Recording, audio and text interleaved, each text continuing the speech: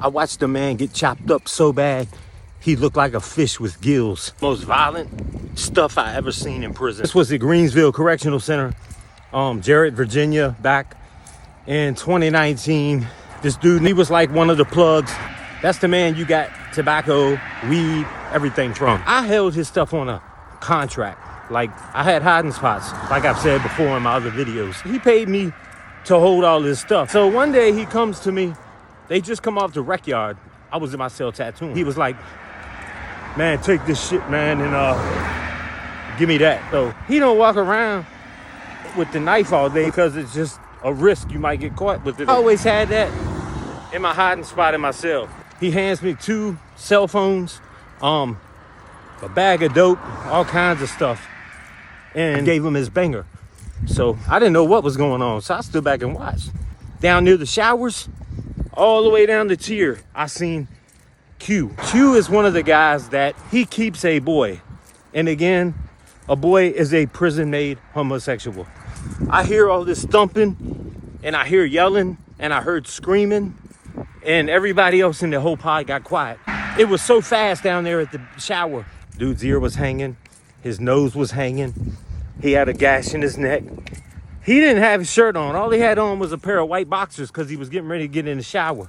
This is where the incident occurred. Apparently, he pushed Q's boy like he was going to take his spot in the shower. He stood around the corner and listened to the conversation that this guy was yelling at his boy. It lasted seconds. He was so fast with that thing, I'm telling you. Fuck a swordsman, he's a professional ninja. All of a sudden, Q comes running down the tier with his shirt around something, the knife, and he goes downstairs. He was down in the pod where the cameras can't see you, and he was trying to cue to somebody in the pod to come get the knife and get rid of it for him. Because if they can't find the knife, it's really no evidence. So he looked at me, and I was like, I had the cell phones and the drugs. I couldn't come down there and grab that and run out and get caught going out. So we had another dude that was in the cell next door to me, ran down there and got it. And it was like 5:25 and count is 5:30. Somehow he got the CO to open that pod door, and he took that knife and he went out and threw it in a storm drain that they cannot recover it from. He got back in the pod for count. I don't know how he did it, but he did it. Out of the blue, here comes the dude that he cut up. We called him MB. He's from Tidewater region area, Virginia. MB comes up to the top of the stairs, and he's standing there, and blood's running down him. His boxers are red. He don't have any shoes on. Blood is pooling around his feet. I looked at him, man, and it's like his ear was hanging. His nose was hanging. Like, he had gashes in his neck. He had gashes in his chest.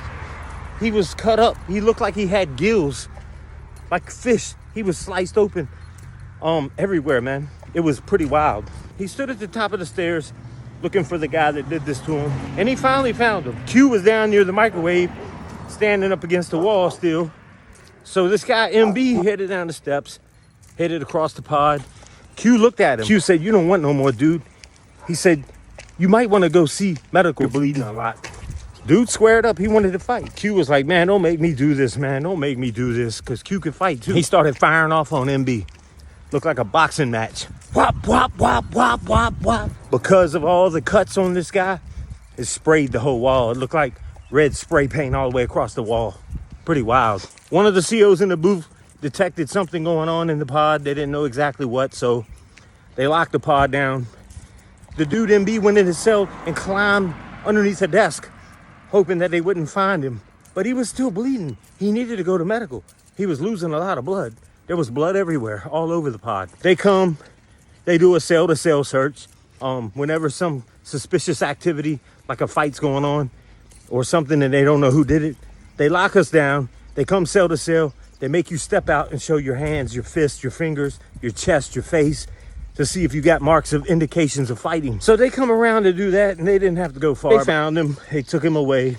The next day, they did a thorough search, shook the whole pod down, looking for knives, anything.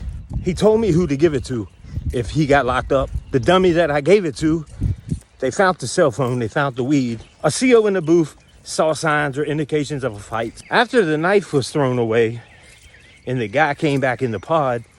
After count, we were all out in the pod, just chilling, talking about what happened. People were cleaning the blood up. They let us out. Count cleared like at 6:30, 6:45, something like that. And they came in there and locked up Q, put the handcuffs on him. And when he got down to the bottom of the steps, he looked up on the tier at a group of guys from Richmond around my way. He looked up at him. He was like, he said, "That's how I do it, baby. Bloodbath." And they took him to jail.